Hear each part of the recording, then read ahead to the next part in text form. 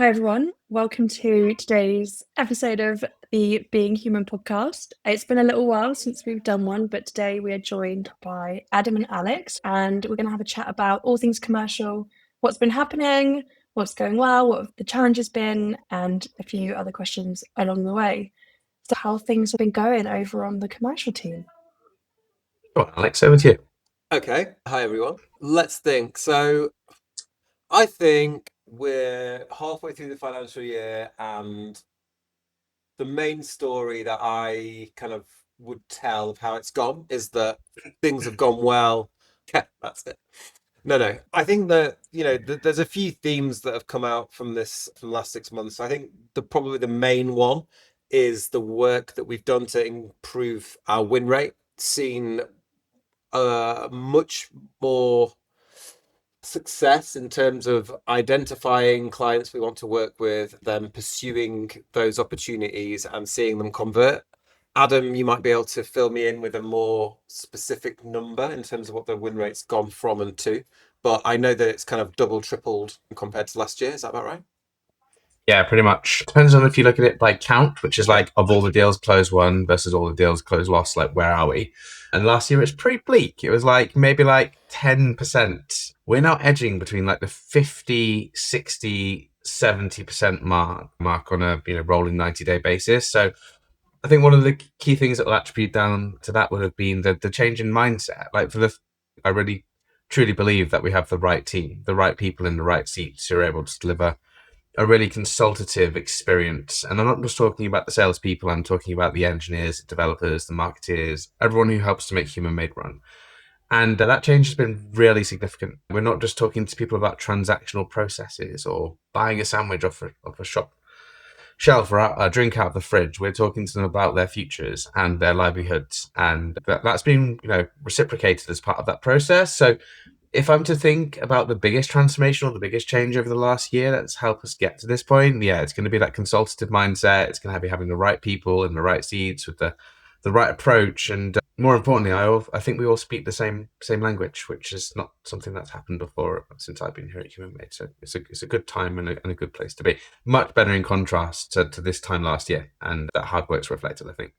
Yeah, I mean, yeah, definitely no comparison to this time last year. We're in a much better spot. I think you sort of mentioned there about the team, and I think collaboration's probably one of the things that I think's worked really well, or one of the reasons why things have gone well. I think Adam and I, maybe like 2 years ago now, kind of set out to make sure that as much as possible, marketing and sales and accounts teams felt like one team. And I think we've done a good job of bringing everyone together. And obviously, everyone's kind of seeing the benefits of collaborating, working together. And that's nice because more often than not, sales and marketing aren't aren't friends. They're fingers at each other when things aren't going well, and you know we just have never had that approach. And I think that that collaboration's been great. I think that's spilled over into the win rate, and it's not just the collaboration that we're seeing within the commercial team, but collaboration with, the squads and the rest of the business as well. And it does feel like everyone's pulling in the same direction for the same reasons and looking at similar metrics. It makes it easier to do well, and also it makes it more fun to do the work as well, which I think is important. Well, we're not sales led really, like we're marketing led, right? And why would you bite the hand that feeds you when things are really tough and really hard? I think it's so easy, like Alex said, to blame one another.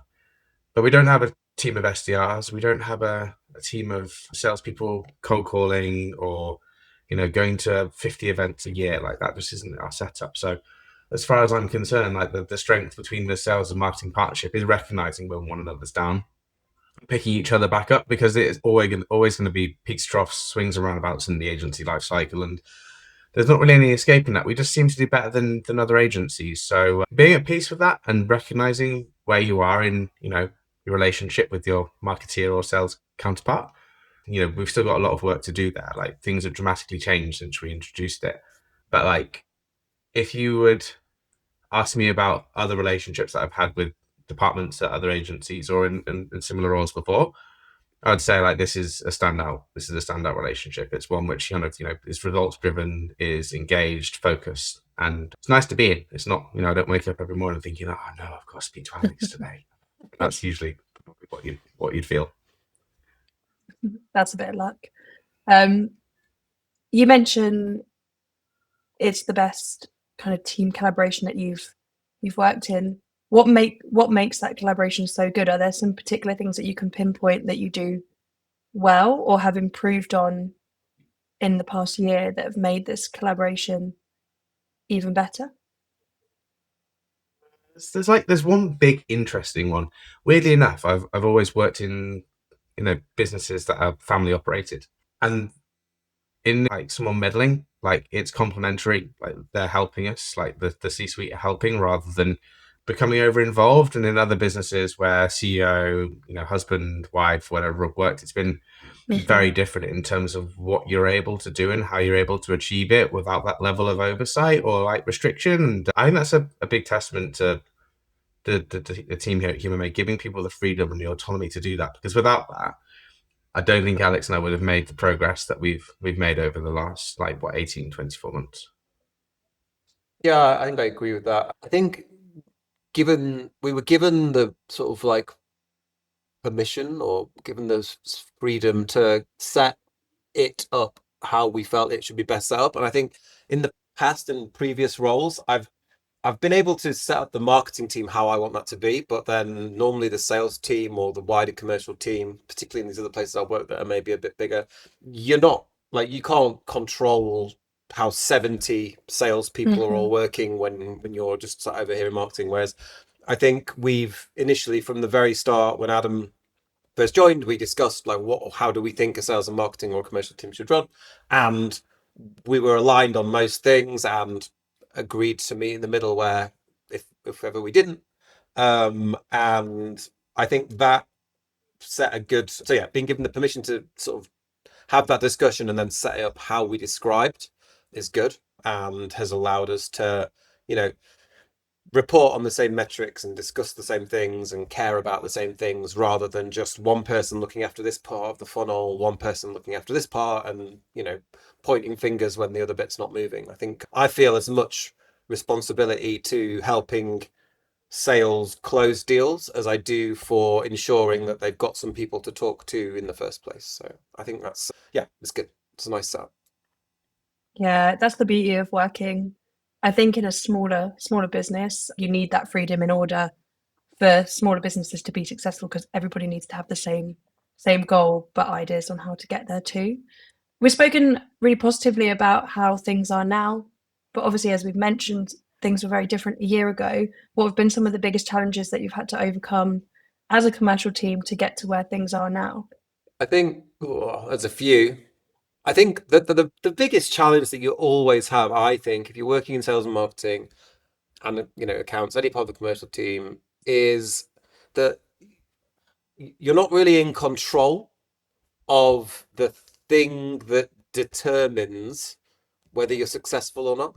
Like the thing that determines whether you're successful or not in these roles is at the highest level is the opinion of other people in other businesses, and they if they're convinced or they're not convinced, or they've got internal politics their side that means going with this vendor or that solution will or won't happen. Like those are the things that determine whether we get more deals or more revenue or whatever it is. And I think that's kind of a constant challenge, because you only really, especially with enterprise, you only really got one bite at the cherry. It's kind of, did what we say at that time work or not work? Was it relevant to them or not? And I think that's kind of a constant challenge. But I guess maybe more to answer your question specifically, in recent times, I think the biggest challenge we've seen in the last year is that for the last 2 years, the market has been tough. Like there weren't that many leads, there weren't people investing in their platform. And the ones that were doing it, obviously, there was a lot of competition for those deals. And we reacted and got better with the challenging market scenarios, and other people did too. So I think we've seen competitors, whether that's, Altis competitors or human-made competitors, scrapping harder for deals, finding more creative ways to get opportunities coming to them. And I think that increasingly competitive landscape has meant we've got leaner, more creative, and better at what we do. But yeah, like I said, everyone else has been doing that as well. So I think it's just everyone digging in really hard has been tough, but it's made us get better. And I'd say, we've lost a few deals we would have liked to have won, but particularly in the last 6 months, we've seen a lot of the ones that we did want come our way as well. So that's been good, I guess. Competition makes us better.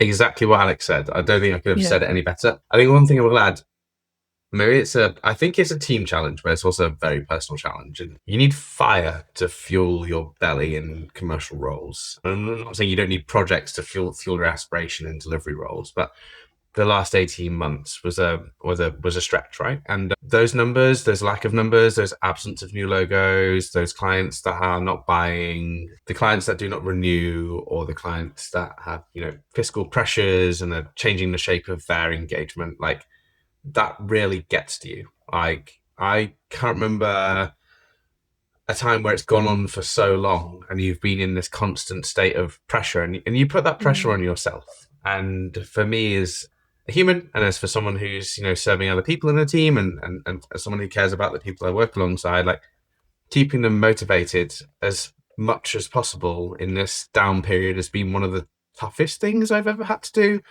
And that's where initiatives and change and transformation and working on the business and working in the business, the team and I talk about that a lot. They'll know what I'm talking about. But you have to find the time in order to change and to understand where that change is going to take you and to drive it through and implement it. And yes, we might not have implemented this as good as we can do, but why let perfect get in the way of good enough, especially when you're trying to test things? So a lot of admiration for the commercial team and also delivery teams within their own right, in terms of like the slog and the pain that we've had to be through, like low confidence, low conviction in what you're doing is right is really difficult to wade through. But I think we've done an okay job getting through it, and let's just hope that we don't find ourselves in a similar position. But if we do, right, like we know how to get through it. We know what we've got to do.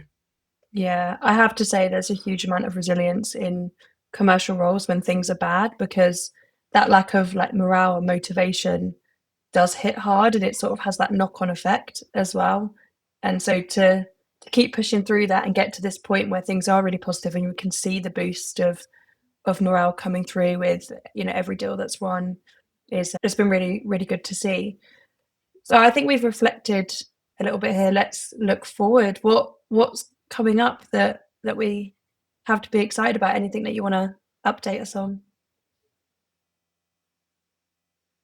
Yeah, I've got a couple of things. I think, I think one of maybe for the first time, like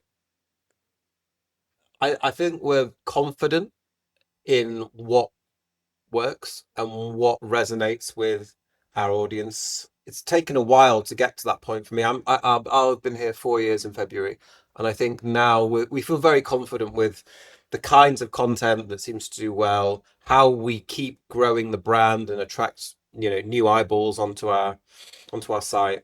And we also are learning a lot more about the kind of content that helps further down the funnel as well, so to help sales keep engaged with prospects and get deals over the line. So I feel like a level of confidence towards what's coming, and I think that's helped us put our calendar together for content for the next 6 months. Like we know what's going to happen. We feel like able to put something together that we believe, based on what we've seen work in the past, will work again. And that allows us to focus on exciting new things in order to kind of keep pushing that forward. So more of what works is like maybe slightly unaspirational, but rinsing and repeating is part of that. But I think another part of that is about being confident to keep leading, because I think we produce some of the best content and marketing in our space, probably the best content and marketing in our space. I'm a little bit biased. Maybe other people should make that call. But it's fun to do that. It's good to do that. And we see people replicating what we've been doing recently, and that's awesome. So I guess we have to stay ahead by, keep innovating, keep doing new forms and formats. So that's definitely something we're going to be doing next year. In terms of results for next year, I think the main thing that I would like to say is coming is more a higher volume of bigger leads. So let's say on average we might see, I don't know, once a quarter, maybe a little bit more, a lead come in, an inbound lead or an opportunity come in that's sort of 500k plus. But I think what I would consider a success for next year is perhaps doubling the volume of bigger leads that come our way, so that obviously we're going to be pitching for more bigger deals. And obviously that's good from a revenue point of view, but it's also good because those are the deals that lead to ongoing retainer work and multi-year engagements.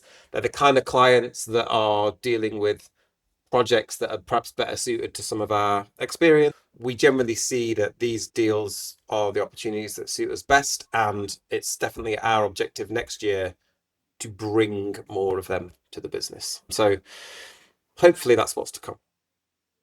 Like, I guess to complement that as well, we're very good inside of our community, but how effective that is when it comes to creating new opportunities to the size that Alex is talking about is relatively hard to quantify. So a big push on the new business front is stepping outside of our own community, going to new places and spaces, meeting people in industry and going to very new events, things that we've not been to before. So that's the first thing on that front. I would say for the account strategy team, there's going to be a new sense of direction when it comes to the strategy framework that we've got, like really growing into strategic priorities and goal setting outside of the project with other stakeholders within our teams, because we're so short-sighted right now. We're really struggling with what that medium to long term looks like, and building so many different layers into the relationships that we've got that makes it more worthwhile, I guess, after we've won the customer or delivered the first project. And then for myself, Jenny and Gareth, it's more about, taking the one team concept that's been developed between, marketing and sales and expanding that and bringing commercial and delivery together in the best interest of client experience, and doing some work on creating better times and better experiences for clients during projects, I would say. Nice. So in thinking about the biggest takeaway from this year, then the biggest either success or learning or highlight, what would you say so far has been each of your biggest memorable moment or takeaway from the year? I would say the most satisfying thing this year is seeing the win rate improve. We did a lot of soul searching maybe like a year ago, and I don't know, I was getting a flashback to this specific spreadsheet of like list of things we could do better and things we're not very good at or whatever. And we kind of like went through all those things, made loads of changes. Not all of the changes were easy, and it was all to hope to see 6 months later the win rate increase. And it's quite a delayed gratification to see that come in. Mm-hmm. And the fact that we've seen it improve and it's taken effort from not just sales, marketing, but like across the whole business, and it's an ongoing project.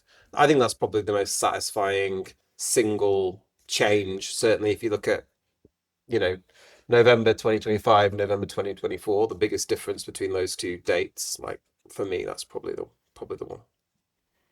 Nice. Edwin? Yeah, I would, apart from Alex stealing the best one, if I look at the entire commercial team now, everyone's contributing. I think that's a really big highlight for me. We used to have pockets of performance, and I think now we've got a really shared, uniform experience / contribution to the pipeline. And that's, I guess, what any sales manager can really hope for, is that everyone's contributing towards the bottom line. And we haven't had that for a while. So kudos to the team, and kudos for the people that have been helping us create those opportunities, nurture those opportunities, and figure out what's inside those opportunities. Because without all the effort, then I don't think we would, or I would be saying what I've just said. I just add another one in, having Jana, Ileana, and Pavel come to the Peak District as well. Shout out to the marketing team. That was really nice as well. That was a highlight. Yeah, that I better take the commercial. I better take the sales team to Mallorca now. Yeah, very comparable to the Peak District, Mallorca.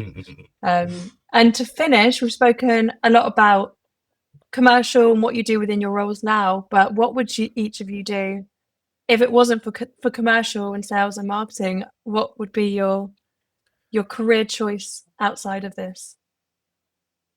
You want to go first, Adam, so I don't take the best answer? Saying earlier, I don't really have. I'm a simple creature. I don't really have too much to share on that front. I'm gonna let everyone down. Like, I think I've always been cheeky. I always got told off at school. I never listened, and I think I was always destined to be in a sales role potentially. So, or like a relationship based role. So yeah, I don't know. To be a bit Committed to the maybe, commercial team. yeah, maybe if I was to go really left field, I'd like to be a paramedic and drive an ambulance. So maybe one day That's cool. that's something I can do. Yeah, Yes. Alex.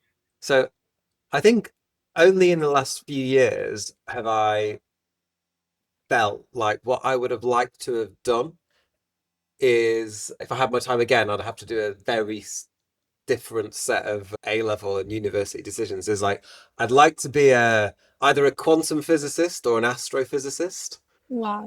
I just think it's incredible, like so interesting. Like, Yeah. I pretty much every night finish the day with reading some sort of physics books. So either quantum physics, so either physics of things very small, or astrophysics, physics of things very, very big. I'm Yeah, going to tell the truth now, Alex. I'm going to tell the truth. I was going to put boffin earlier in the Slack channel. And I think that may have been... No, for you, when you said you'll never guess. I was going to put boffin. So I feel like that's close enough. That is a word I haven't heard in years. Boffin. I feel like you're like back at school. Oh, yeah. Well, I mean, if only my Mr. Ratcliffe, my physics teacher in GCSEs, had shown how interesting it could have been. Maybe, well, maybe we wouldn't be on this call now, and that'd be a shame. But maybe I'd be a quantum physicist. that is a big part of it. Is that at school it's just so dull and uninteresting, and it's not until you're watching your own things or whatever when you're older it actually becomes way more interesting.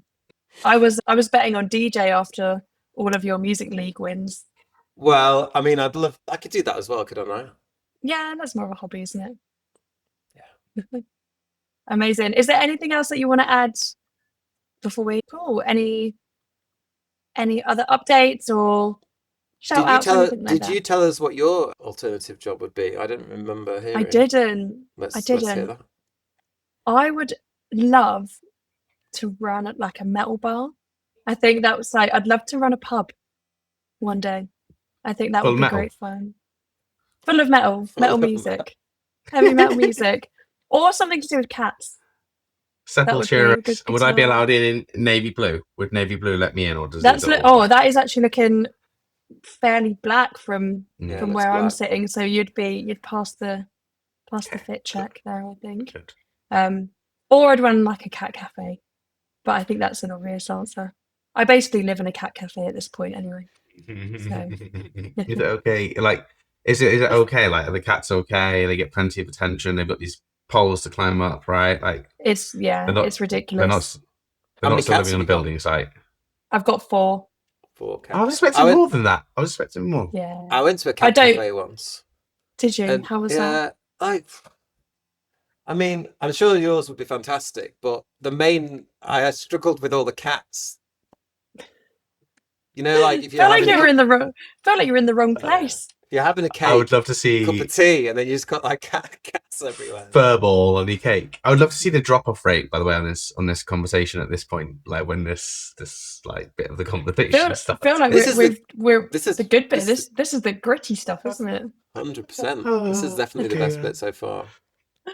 In my mind, everybody always wants to talk about cats. Maybe I'm wrong. Maybe I'm putting people off there. But no, I think a lot of people do. A lot of people do. Do you have any pets? Yeah, I've got a dog. It's not in the room at the minute.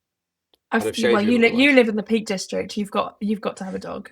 Yeah, it would be. It's part of the look. There's 2 things I'm teaching my little girl at the moment. The first thing, very important, is that we are a Pepsi Max family. We are not a Coca-Cola family. And the second thing is that we are a dog household, not a cat household.